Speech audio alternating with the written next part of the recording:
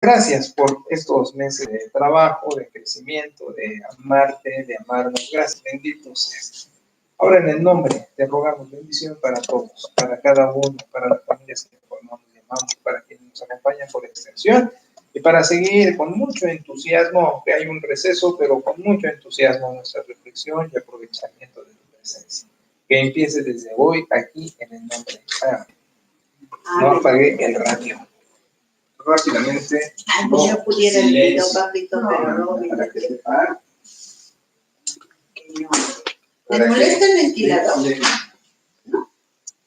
Bueno, ok, entonces ya tenemos nuestro primer inciso, Jesucristo Señor. Ya. Muy bien. Ya. ¿Quién sabe qué diga? Pero todavía no está por escrito. Sí, ya, nomás me faltan las citas que te acabo de decir que tú me harías. Es decir, tú ya lo hiciste por escrito, pero ya se lo pasaron a Arturo. Yo también se lo paso, pero ya lo tengo por escrito. Ah, ok. No, la pregunta es, si ya lo tiene Arturo redactado. Ah, no. El histórico ya casi lo tengo. Cada quien hizo su chamba, nos falta que Arturo aglutine y redacte, ¿verdad? Bueno, entonces esperamos eso, pero que quede para que en enero, Dios mediante, ya lo tengamos impreso. ¿Sale? Ya traiga Arturo el limpiecito. Sí. Sí, ya impreso, ¿verdad? Ok. Bueno, vamos a hacer un pequeño paréntesis porque pues, tendríamos que seguir con Gálatas capítulo 6, estamos en la Ethos, trabajando a From, todo eso, pero vamos a hacer un pequeño paréntesis porque, oh, sorpresa, en enero también ya entregamos, junto con Jesucristo Señor, Biblia. Ah, ¿sí? Sí. Sí, soy de los maestros malos que dicen las vacaciones son para aprovecharse, no para descansar. No, pero lo van a disfrutar. Y entonces, para hacer impulso, vamos a hablar de eso, ¿sí? Para que en el caminito ya nada más escriban, redacten y ya tengamos dos incisos, Jesucristo Señor y Biblia, ¿sí? Para que el año que entra, en el primer semestre, ya tengamos un cuaderno que es la oferta de contenidos del instituto con nuestros 7 principios. Porque de allí va a ser nuestra declaración de fe. En otras palabras, nuestra acta constitutiva como linaje escogido AR lleva una declaración de fe. Es la oferta del instituto y es la oferta de ustedes. Bueno, las clases hacen que sea la oferta de ustedes. ¿Te molesta, corazón? ¿Quieres que lo quite? ¿Estás bien? Bueno. Bien, entonces, te dijeron algunos a distancia que iban a mandar. No han dicho nada. Espérame. ¿Yolanda te dijo que iba a hacer? Mira, mi pregunta es si te dijeron, sí, escribo y mando. No, nadie. Nadie, niños. No me gustan de oyentes, me gustan de participantes. Apúrense, jalapeñas. ¿Los acapenses? También ustedes acapenses, apúrense. Ay, la pera. ¿Qué haríamos sin pera, eh? ¿Cómo ves, Fer? Bueno. Ya nos regañé a todos. Ahora sí que Tony, pobre tú también, Tony, de allá de Veracruz. No el del puerto. Y creo que hay pastores con Tony, ¿no? Del instituto. Sí, escriban. Bueno. Ok, entonces vamos a hablar de Biblia. Bueno, déjenme decirles que yo ya les di por escrito copias de los textos y del diccionario de RAM, lo que es biblicismo, bibliolatría y esas cosas. Busquen. Si no lo tienen, díganme y hacemos reproducción. Y si alguien de distancia dice, oye, yo no tengo eso, pues vamos en modo de mandárselo por foto, por email, pues esta niña sabe perfectamente cómo se envían esas cosas, entonces no hay problema. Bueno, con lo primero que tengo que empezar, muchachos, es por redefinir que pienso que puede ser su postura teológica, que no quiere decir que tiene que ser, solo digo que es mi plataforma y que a lo mejor por ello quieran coincidir. Pero si ustedes me dicen, no, mira, yo quiero ser pietista, o yo estoy a gusto con ser fundamentalista, o ortodoxo, o así, yo no tengo ningún problema. Podemos perfectamente tener coinonía y todo esto. Ahora, yo les había dicho, y me di cuenta ahora a través de estar leyendo varios contenidos, dije, caray, no existe un neoevangelicalismo progresista como tal, pero al darme cuenta que ya no entraba en el neoevangelicalismo, es decir, como los zapatos cuando te quedan chicos. Neoevangelismo. Eso progresivo, dijiste. Sí, progresista. Progresista. Sí, yo les había dicho que estaba en neoevangélico progresista, recordando que el término evangélico está choteado por los fundamentalistas. Se lo han apropiado. Pero digo, no, yo no soy un fundamentalista, que eso ya lleva a ser dogmático y así. Por lo que vamos a hablar de Biblia, ¿no? Pero yo le tuve que adaptar el término progresista al concepto neoevangelicalismo. Pero eso, en la historia de la teología, no existe. O existe neoevangélico, o existe ortodoxo, o existe pietista, fundamentalista, ¿sí? Entonces, les digo, releyendo contenidos hoy día, dije, Chihuahua, yo estoy inventando un término porque no quepo ya en este. Pero entonces, ¿dónde quepo para no inventar un término y uno que sí existe dentro de la historia de la teología? Entonces, me di cuenta, quizás como los boxeadores, ¿no? Cuando ya no están en un peso, que ya subieron gramos y están en otro peso, otra clasificación, me di cuenta que soy neortodoxo, teólogo neortodoxo. Y ahorita voy a hablar de eso, ¿no? Para que no se queden así, porque les dije, el evangélico está aquí, pero tirando a fundamentalista. Entonces el neoevangélico quiere recuperar eso y les decía, el neortodoxo lucha contra el liberalismo, pero no está en lo evangélico. Efectivamente, no puede caber en lo fundamentalista. Lucha contra el fundamentalismo y contra el liberalismo, pero ahorita que voy a hablar de Biblia, entro con mucha comodidad. Es como si les dijera, soy cintura 32, pero me siento muy a gusto con la 40. Entonces, no puedo decir ya soy neoevangélico progresista porque ya me aprieta el pantalón, necesito cintura neortodoxa, pues. ¿El neortodoxo quiere decir nuevo ortodoxo? Sí, exacto. El término neo habla esa nomenclatura de lo nuevo en la ortodoxia. Entonces, no es un concepto malo en sí, pero tiene mala fama. Y ahorita voy a tratar de explicar por qué es su mala fama. De hecho, los fundamentalistas, pietistas, ven a la neortodoxia como al diablo. Pero el neortodoxo lucha contra el liberal. El liberal, recuerdan, es que se manejan muchos conceptos en esto sin darse cuenta que dicen. Hay gente que dice en cuestiones así de iglesia, es que este es liberal. Y no saben qué quiere decir. Liberal, por ejemplo, es uno que no cree en la inspiración de las escrituras, que no cree en el nacimiento virginal de Jesús, que no cree que Jesús se hizo carne. O sea, liberal, pues de plano sí está grave, ¿no? No, el neortodoxo no es eso, pero porque no existe una correcta academia, entonces se revuelve. Es como decir, la gente ignorante, si no es católico, testigos, mormones, bautistas son lo mismo.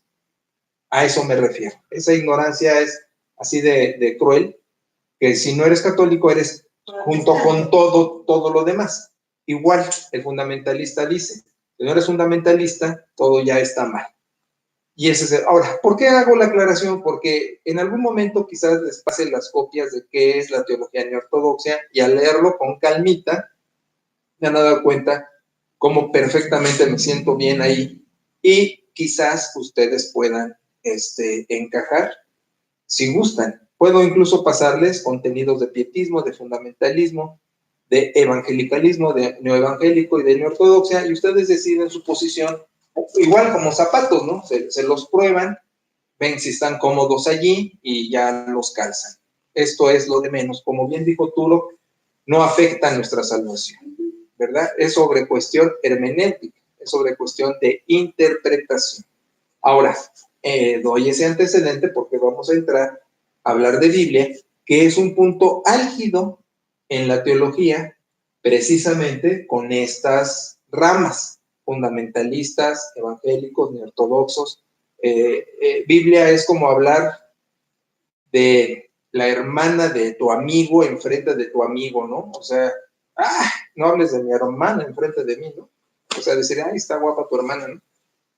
No se juega o no se habla de las hermanas de los cuates, con los cuates, ¿no? Afuera de los cuates, pues sí. No, bueno, pellón. Todos regresando. ¿Por qué no tenemos que ubicar en uno de los... Porque al final tienes que hacerlo, porque no puedes vagar ideológicamente, Debes sino tener una postura. tienes una posición que a lo mejor ya la tienes y simplemente con leer los pronunciamientos de cada cual, pues dices, pues yo soy de eso, para que sepas dónde estás en el camino teológico. No hay combinación. No necesariamente, mi niña. No es como los temperamentos que se combinan. Aquí sí está más definida la cosa. Sí. Es que tú lo... Yo... Dice, no, van a poner esa etiqueta, pues, No tanto en vida de iglesia. No en vida de iglesia. Personal, algo personal. Es en cuestión de reflexión, de postura hermenéutica. hasta que conocí la ley, conocí el pecado. ¿Con quién?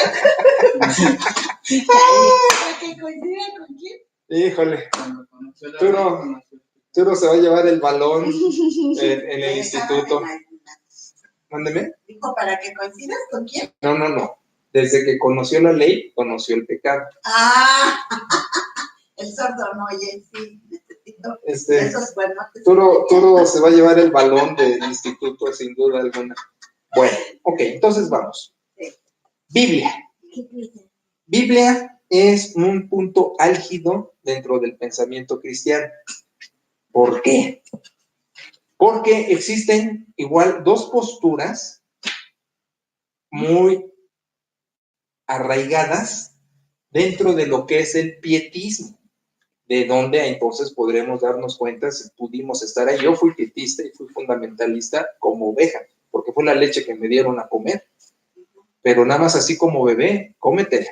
Pero ya cuando crecí y me di cuenta de que hay carbohidratos, proteínas, vitaminas, minerales, etcétera, ya hice dieta balanceada, pero necesité escuela, que la iglesia no proveyó. Por eso una de las cosas que siempre he hecho en mis iglesias es en el instituto, porque crece uno como oveja, como dice eso, ¿no? Flotas, así, flotas, no sabes ni qué onda. Y todo lo que te dan, nada más dices sí, pero la reflexión, los contenidos, la academia, pues tú ya ves si sabes dónde estás o quieres estar.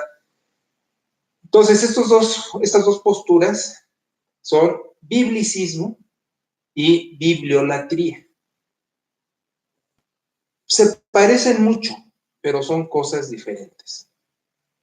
Por ejemplo, el biblicismo dice, es más extenso, yo voy a sintetizar.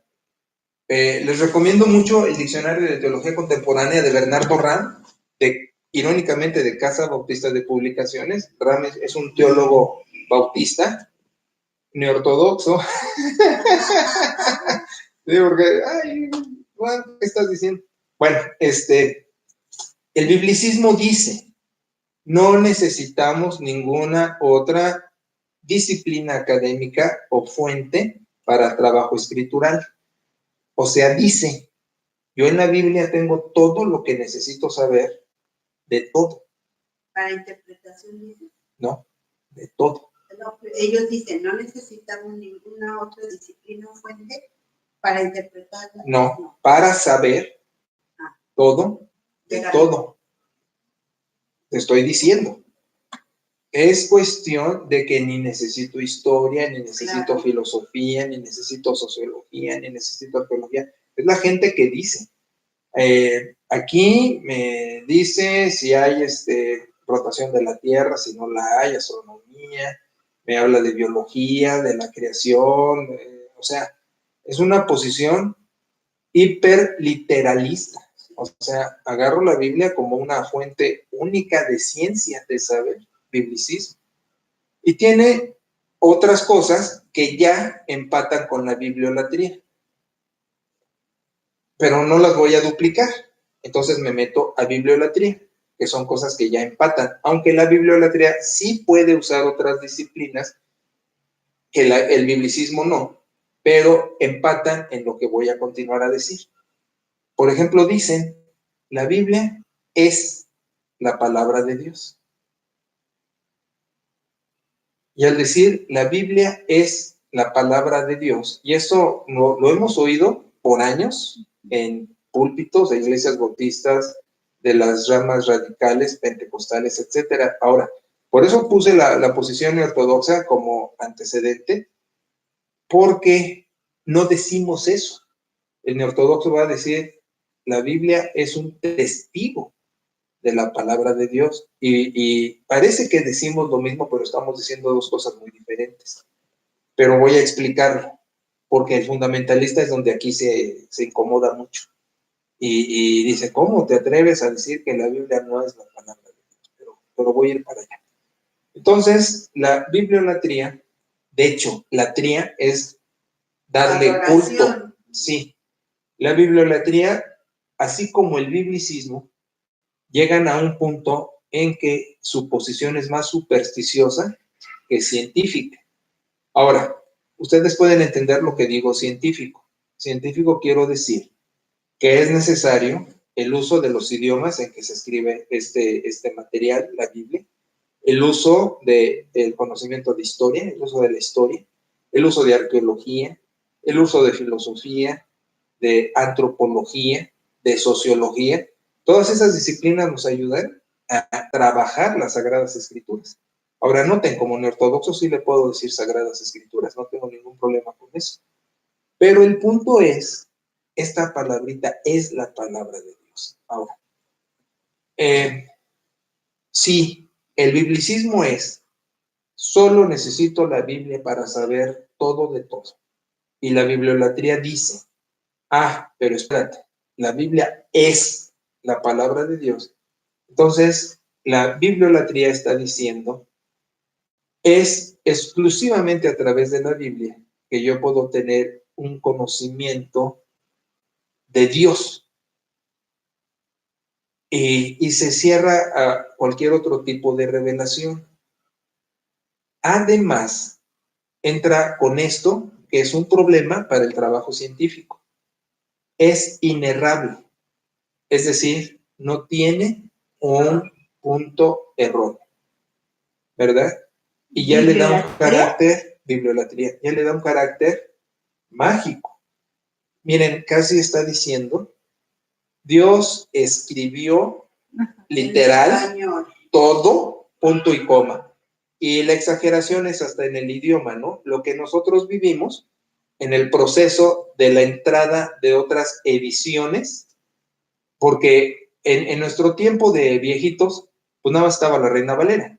Y las otras, por ejemplo, eran el libro del Mormón, o la Atalaya de los Testigos, o la traducción del Nuevo Mundo de las Sagradas Escrituras de los Testigos. Entonces, o era Reina Valera o estos. Y cuando empiezan otras editoriales a manejar versiones nuevas usando textos más viejos, que la ironía en esto es una mejor Biblia, una más nueva es porque usa textos más viejos, ¿verdad? Pero cuando empieza a entrar internacional, empieza a entrar Dios habla hoy, empieza a entrar pues de esas otras, ¿sí? El fundamentalismo las tomó como si fueran testigos, mormones, y decían son de sectas, haciendo de la Reina Valera la exclusiva. No podía haber otras porque esta, y bueno, llegando a este mito de que es mucha superstición, perdón, que es muy supersticioso el asunto de que no tiene ningún error. Ahora, ¿Qué es la posición neortodoxa? Bueno, la posición neortodoxa dice, la palabra de Dios es Jesucristo. O sea, la neortodoxia tiene una obsesión con Jesucristo, Señor Dios, Dios hombre, Dios Salvador. Lo encumbra, es 3000, es cristológica, cristocéntrica hasta las cachas. Y eso me encanta de la neortodoxia. Y eso lo ignora el fundamentalista. O sea, el neortodoxo dice Jesucristo. Y todo su corazón es Cristo. Y dice, la palabra de Dios es Cristo. Y su argumentación va que la palabra se hace carne. Es 1000% el prólogo juanino de O Logos Egene Tosarx. La palabra llegó a ser carne. Y bueno, más que eso, ¿no? Y vimos su gloria, etcétera, etcétera. Entonces, yo les decía el otro día que en griego existen por lo menos, hay un poquito más, pero en uso bíblico 2 términos, en griego kiné, rema y logos. Y rema es la palabra que usa cualquiera, pero logos tiene un significado más filosófico. Y es el que se emplea cuando se pone con Jesús, ¿no? Ahora, no solo es eso, no es una cuestión nada más del término. Hebreos, la carta a los Hebreos dice, y es la carta dirigida a los judíos, eso hay que tomarlo con mucha atención. Dice, Dios habiendo hablado mucho y a muchos, y dice profetas, etcétera, ha hablado, y es la revelación climática por el Hijo, por quien se ha dado a conocer. Y bueno, y luego Pablo dice aparte, como veíamos en Colosas, dice, Él es el reflejo, lo que tenemos traducido imagen, Él es el reflejo del Dios invisible. O sea, en una palabra, la palabra es Jesucristo. Bueno, entonces, ¿qué es la Biblia? La Biblia es un testigo ocular, vamos a decirlo así, es el primer testigo de Cristo. Desde el Antiguo Testamento, curiosamente, y conste que enfatizamos que el Antiguo Testamento no presenta a Jesús con una hermenéutica sana, porque decimos, el Antiguo Testamento era para los judíos, entonces no se podía ver a Cristo allí. A Cristo se le ve a través del Nuevo Testamento, pero es por el Nuevo Testamento que entiendo el Antiguo Testamento. Luego entonces, la palabra como agente creadora, y dijo Dios, Vayomer Adonai, y decía Dios, sea esto, sea lo otro, sea aquello, Jesús haciendo las cosas. Y esta palabra como agente creador, dice en Colosenses, dice, por él y por medio de él fueron creadas todas las cosas, las que hay en los cielos, las que hay en la tierra, visibles, invisibles, tronos, dominios, potestades, todo fue creado por él y para él. Ahora, aquí entramos a lo que hemos dicho en los sermones, que no es posible explicarlo, ¿no? Es para el uno Dios. Ejad dice en hebreo, ¿no? El único Dios, el Dios único. No puedo explicar cómo puede ser Padre, cómo puede ser Hijo y cómo puede ser Espíritu Santo en el Nuevo Testamento. Porque en el Antiguo Testamento no se maneja así, salvo cuando habla de la palabra creadora, ¿no? Y dijo Dios. Pero no lo puedo explicar. No tengo la neurona espiritual para poder explicar eso, es un misterio. Pero el hecho es que Jesús es la palabra de Dios. Estamos hablando de revelación, y al hablar de revelación decimos la revelación climática, extraordinaria, única, distintiva, singular, maravillosa, no sé qué más decir de adjetivo, es Jesucristo, el Dios hombre, el Hijo de Dios, que eso quiere decir Dios hecho carne, ¿no? Entonces la Biblia es un testigo. Vamos, y es totalmente lógico diciendo ahora eso. Los escritores bíblicos eran testigos testigos presenciales. De hecho, fue una de las reglas del canon. ¿Quién lo escribe? Y tenía que haber sido uno que estuvo con. Por eso las de Pablo como que no le querían muy bien, pero Pablo lo define. soy el abortivo, a mí se me presenta el último, pero no soy menos que los demás, aunque nada soy. Su lucha de siempre, ¿verdad? De darse lugar. Pero la de Hebreos, por ejemplo, que también, oye, pues ¿quién escribió? Batalló. Pero bueno, el caso es que testigos la escriben. Luego entonces, no es tan bárbaro decir, pues es la suma de los testigos, entonces es un testigo acerca de. Pero aquí viene lo interesante. La revelación, decimos los neortodoxos, la revelación es dinámica. ¿Qué estoy diciendo por dinámica? Que tiene un ejercicio de vitalidad. No es pasiva, exactamente.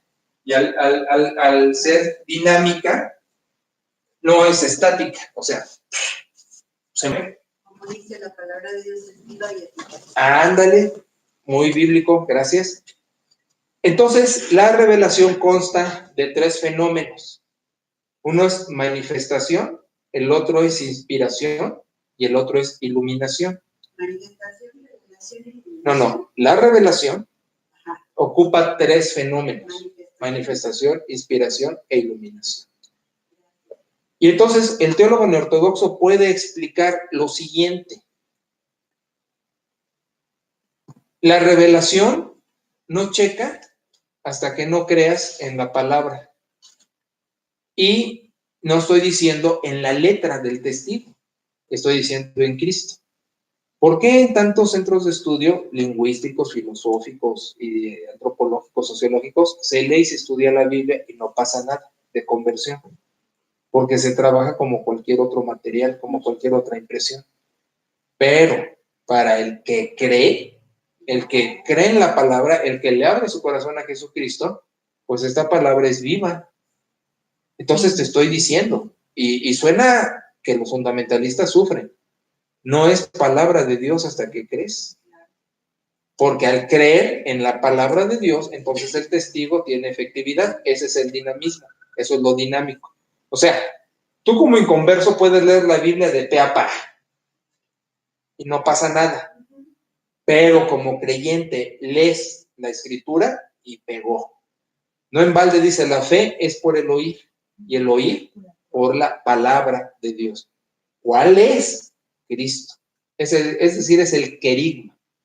Es decir, tú no crees por la Biblia, tú crees por la revelación que lleva manifestación, inspiración, iluminación. Y cuando se da el angst, que es la otra cosa, el neortodoxo dice, se requiere el angst. ¿Qué es el angst? Es la crisis. ¿Qué es la crisis? Es el toque, es el detonante de conversión.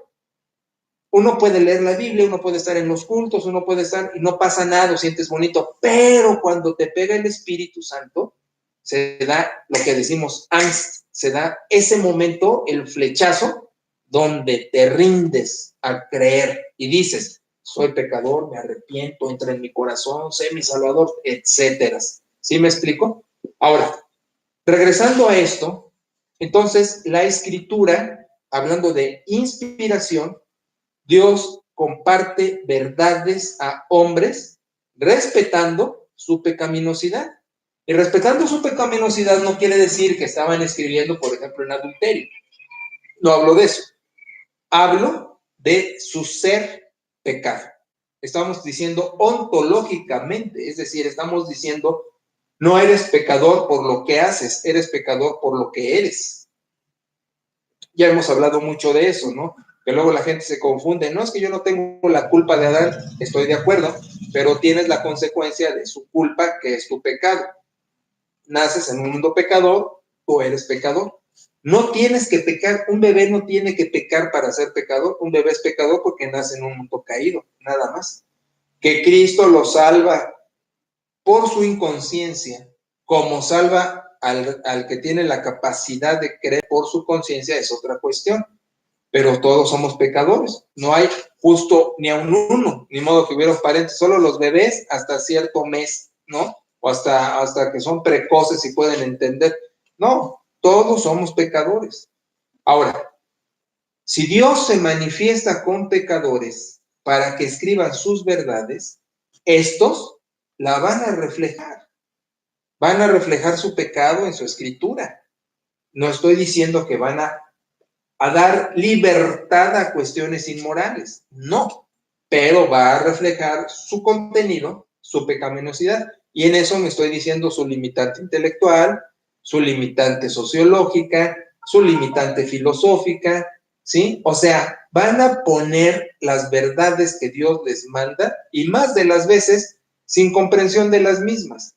Por eso, el desarrollo de la verdad es lo que hemos manejado en exégesis, es lo que complementa el escritor sagrado. Y allí, muchachos, yo me atrevo a afirmar que no es inspirado. Cuando dice toda la escritura es útil e inspirada y redarguye y todos los etcéteras, hay que distinguir. Lo inspirado son las verdades. ¿Qué son las verdades? Ustedes ya tuvieron toda una clase de exégesis, es descubrir qué dice el autor y qué dice de lo que habla. Saco la verdad, el sujeto, el complemento, ahí está la idea. Esa es la verdad, eso es lo que Dios sopló y es. Ahora, el desarrollo, es decir, cómo lo explica, cómo lo prueba, cómo lo aplica o cómo lo reitera, es asunto del escritor. Por eso, más de las veces está revuelta verdad con desarrollo. Y hay muchas denominaciones que por falta de academia se quedan con el desarrollo como verdad. Por eso, nosotros no hacemos esto. Las mujeres tienen que venir vestidas de cierto modo. Las mujeres no hablan en los cultos. Todas esas cuestiones son desarrollo, no es la verdad. El desarrollo hay que saberlo distinguir. Y más de las veces en el desarrollo no existe esto de que es inerrable.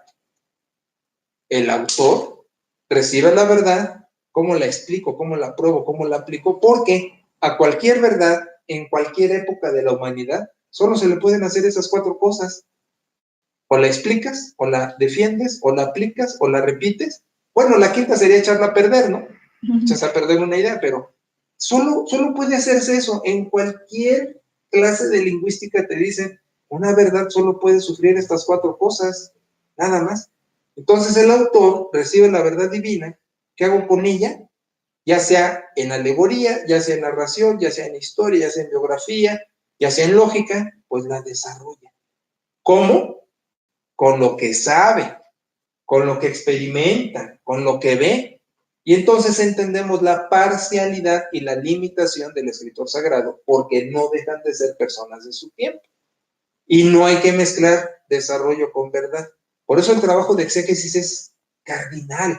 Se necesita en los púlpitos exégetas. Y lamentablemente no podemos decir que eso es en el común denominador de los púlpitos.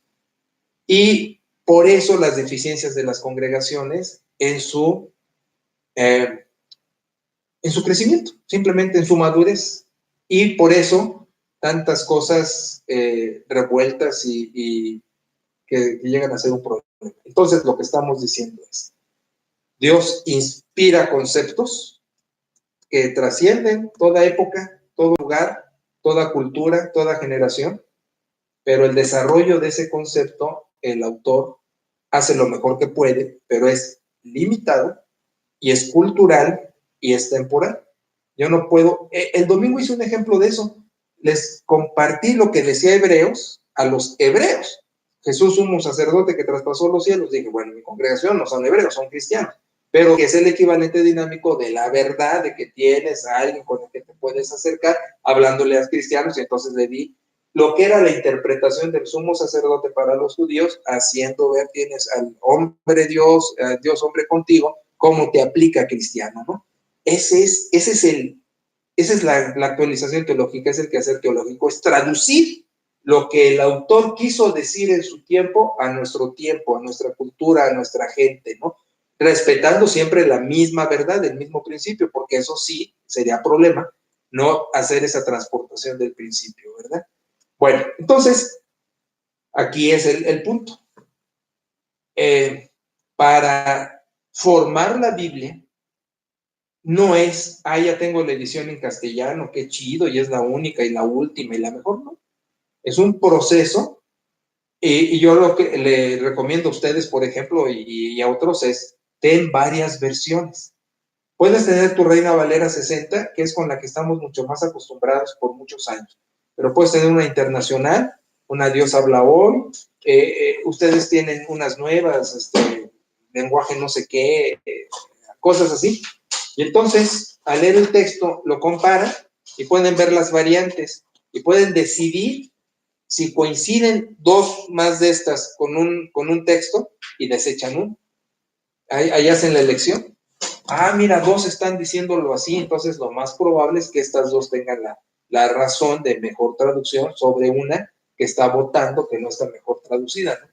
Yo me fijo mucho en los detalles. Por ejemplo, en vez de mal, en la oración modelo, mal, cacoso, un sustantivo personificado, ¿no? El Salmo 127 dice, Dios te da el sueño, y debe decir, Dios te da el pan mientras duermes. O sea, ese tipo de detalles me hacen ver traducciones más precisas, ¿no?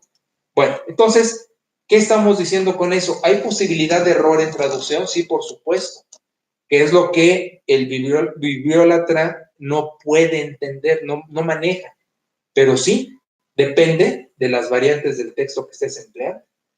Hay un montón, muchachos, es como haber entrado a una donde fotocopian y haz de cuenta que tú llevas un libro, otro lleva otro libro, otro lleva otro libro, y el que fotocopia iba a fotocopiar sus libros, y de repente tembló y los tira. Charros, yo llevaba de este autor, yo llevaba de esta disciplina, yo llevaba esta novela, y todo quedó revuelto, y todas las páginas quedaron tiradas así, revueltas. Entonces es una labor muy delicada buscar cuál hoja va con cuál hoja y de qué libro y todo eso. Así estoy tratando de ilustrar lo complejo de la crítica textual para ir descubriendo cuáles son los textos y cuáles son los más viejos y por ello los más fidedignos y legítimos, porque también hubo textos espurios. Entonces, no es sencillo, o sea, cada que sale una edición de la Biblia, es un aplauso y son porras y vítores y fanfarria y la marcha de Zacatecas y todo, porque se hace un trabajo muy arduo.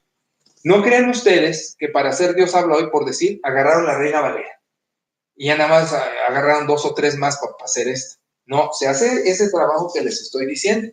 Igual cuando yo hago traducción, estoy leyendo en el texto, ¿no? La de Sociedades Bíblicas Unidas de Great New Testament, o la hebraica stuttgartense, la Biblia Masora judía, y me voy al aparato de crítica textual, lo que preguntaba el otro día Arturo, y entonces me meto el clavado a buscar en esa revoltura de textos cuál puede ser la mejor traducción, el texto más fiel, el más legítimo. Y es un trabajo muy arduo. Cuando Chiquito me dijo, oye, pa, yo quiero trabajar hebreo y griego, le dije, hijo, mira, la verdad, ya hay ediciones hoy día que están usando los textos más viejos, mejor apóyate en ellas.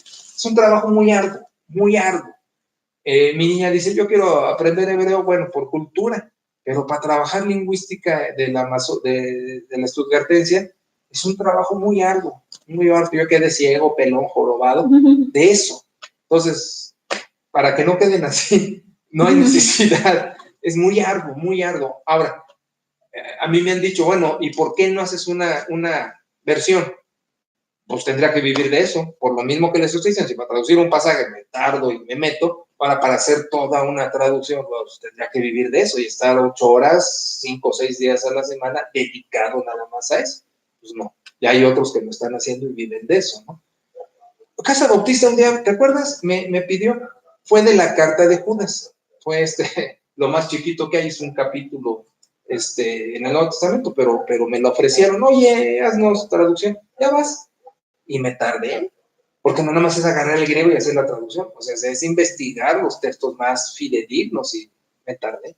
Y me dieron un cheque, ya estaba mi diploma. Bueno, pero era así. Bueno, el hecho es que el hacer ese tipo... ¿Qué pasó? ¿Qué? ¿Cómo te dieron Génesis? No, es que me dieron a escoger, era cuando estaba con la máster y tú estabas embarazada.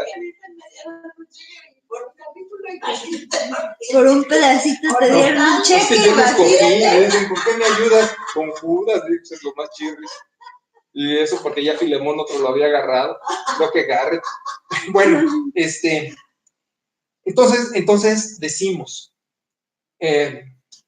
la Biblia es un proceso dentro de la manifestación. Estoy diciendo, la Biblia, es decir, la revelación no es la Biblia. Fíjense qué declaración. La revelación no es la Biblia, pero forma la Biblia. La revelación no es doctrina, pero hace la doctrina.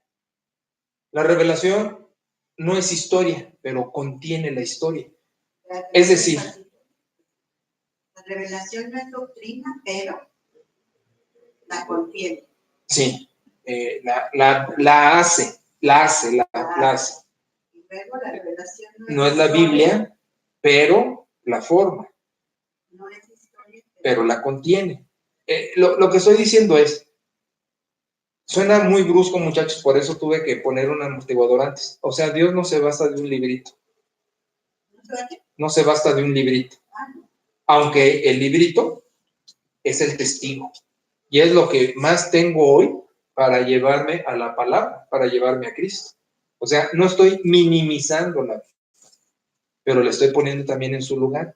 Dios, manifestación, inspiración y iluminación. La inspiración fue cuando dio sus verdades a ciertas gentes para poner sus declaraciones, ¿sí? Y eso fue temporal. Eso tuvo inicio y tuvo final. Ya no es hoy día, ya no está Dios inspirando para que otros sigan escribiendo otras cartas o libros bíblicos, eso ya se acabó. Pero están los otros dos elementos, es decir, de lo inspirado, yo recibo iluminación para trabajar lo inspirado. Pero en esta iluminación, es lo que decimos, necesito también otras herramientas. Y son herramientas académicas.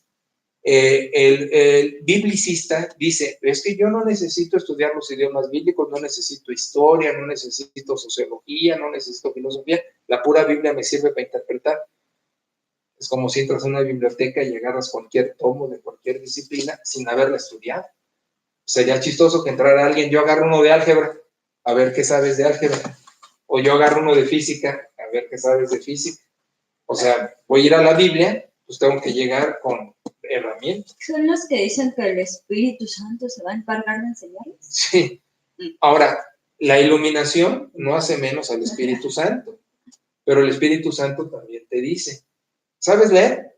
Sí, entonces ya vamos bien, puedes llegar a esto. ¿Sabes escribir? Sí, muy bien, ya puedes redactar. Ahora, ¿tienes estudios? ¿Tienes manera de poder llegar a interpretar? También el Espíritu Santo. Fíjate, sería tanto decir, pues es que el Espíritu Santo me da la revelación, como decir soy analfabeta, entonces ni siquiera tengo que leer la Biblia porque me va a decir. Y eso pasa en muchos púlpitos de grupos radicales. Hermanos, he recibido revelación y les estoy diciendo que tienen que darme más feria o que... Muchas mujeres. Sí.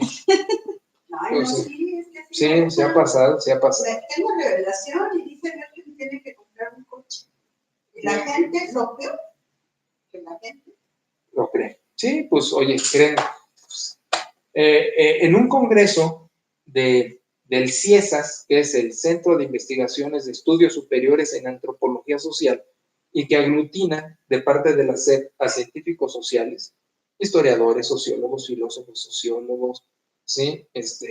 Teólogos. Estuvimos en un congreso y se nos ocurre a nosotros, al jesuita, al judío y a mí, llevar a un pastor pentecostés a darle foro.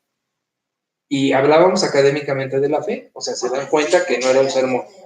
No, nos dábamos de todos porque queríamos tener diversidad y apertura, ya ves, siempre navegamos así.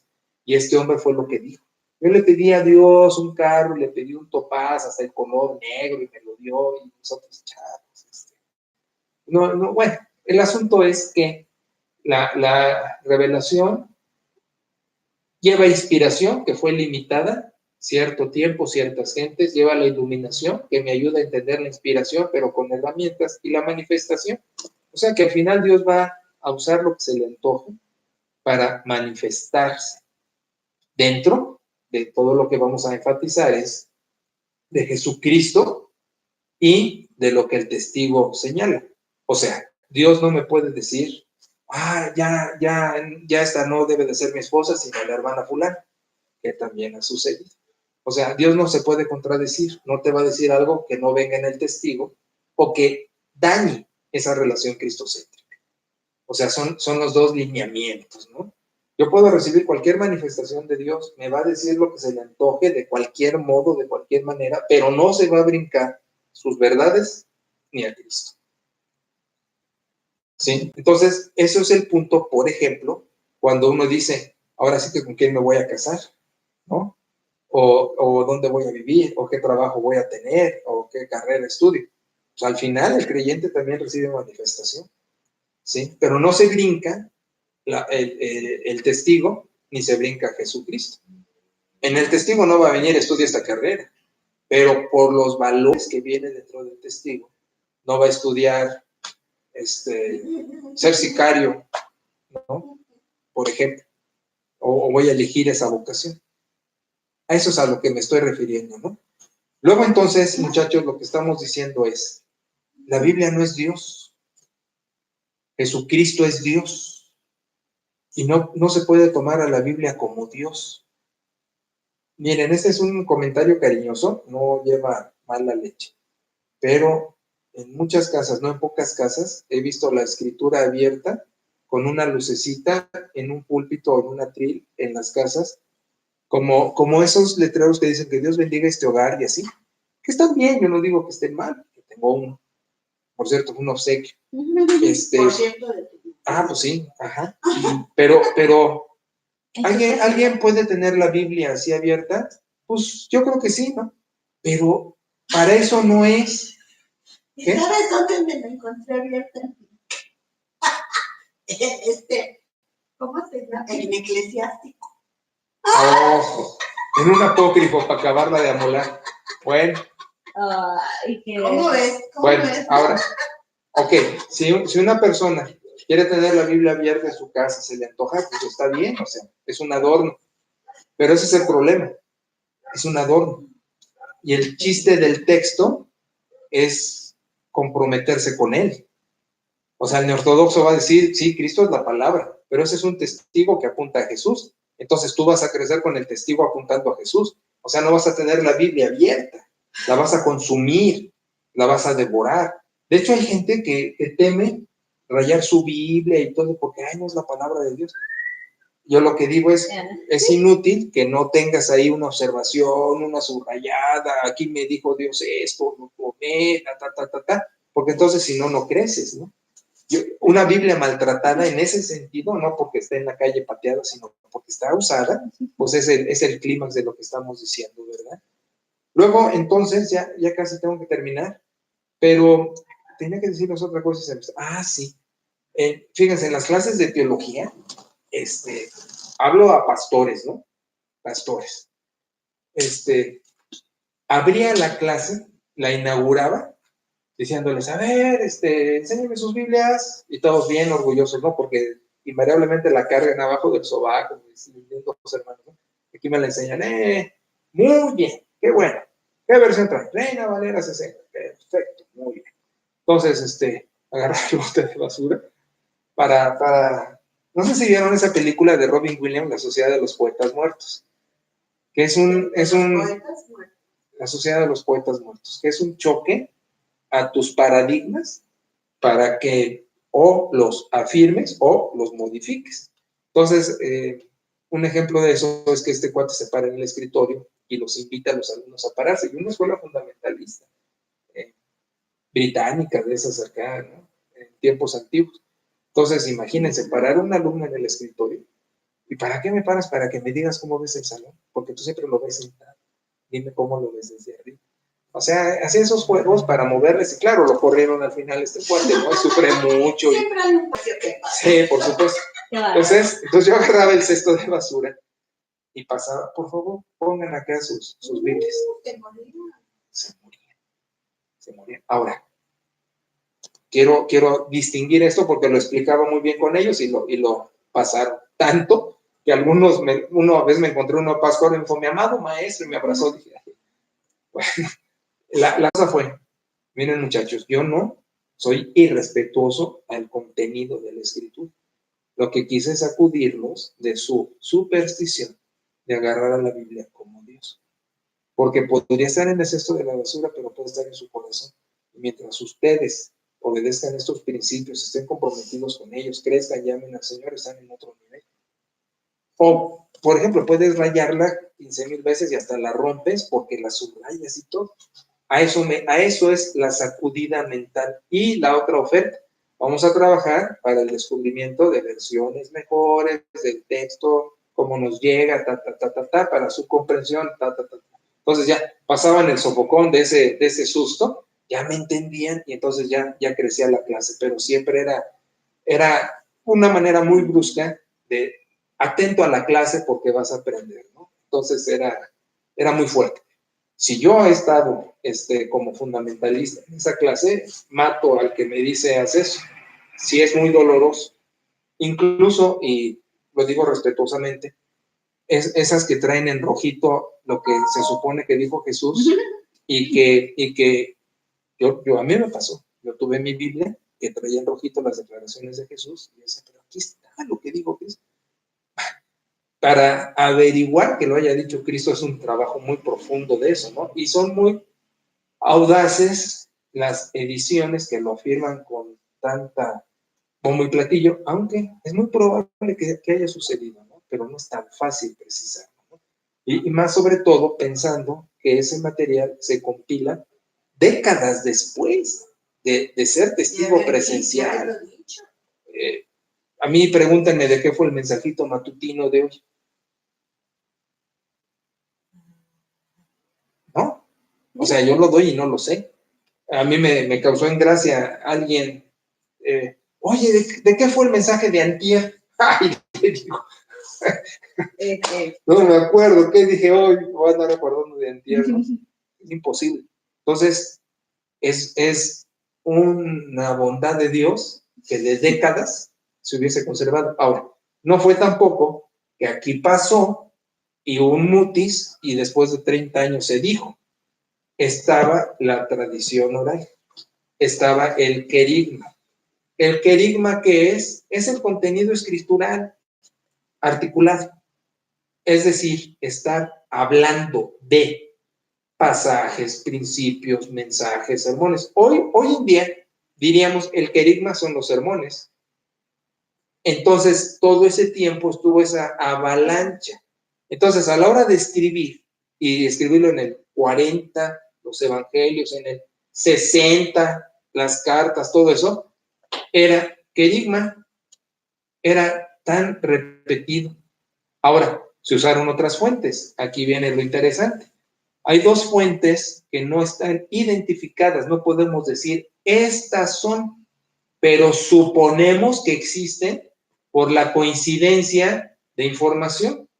Son famosísimas en exégesis, el documento Q. Nutre los evangelios, pero ¿dónde está? Sepa. Otra, María. María a Lucas le provee de mucha información.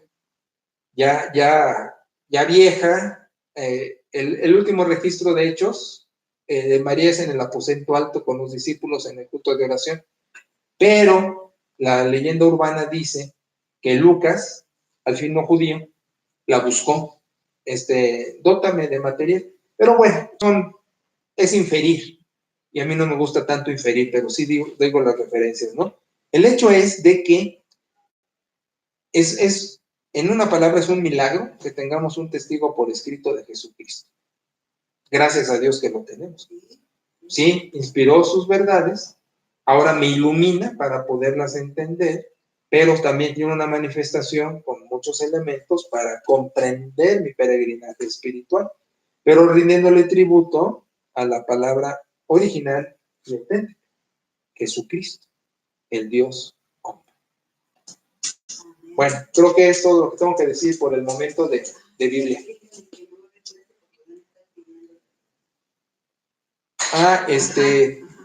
Sí, vamos a hacer una pausa en diciembre, que es un mes muy distraído de otras cosas que nos distraen la mente y el horario. Y regresamos a las clases del instituto el martes 7 de enero. Primeramente, Dios que nos preste vida y salud, ¿verdad? ¿Okay? Entonces, oramos para despedir. Gracias. No, a ustedes que me proporcionan el elemento que más me gusta en mi peregrinaje, el que hacer tu Dios. Gracias, Señor, y permite que admiremos cada vez más tu grandeza, nos enamoremos más de Jesucristo y perseveremos en el camino cristiano de todo corazón. Bendice mucho a todos, a quienes nos acompañan a distancia y a los que amamos. Y en este receso, ayúdanos a trabajar rico, sí, en la reflexión personal propia, Jesucristo, la palabra, etcétera, la revelación, y seguir avanzando, Dios, porque este quehacer es hermoso de meditar en ti, acerca de ti, desde ti. Por el nombre. Amén. Amén. Muy bien. Amén, amén. Y Fer. Para eso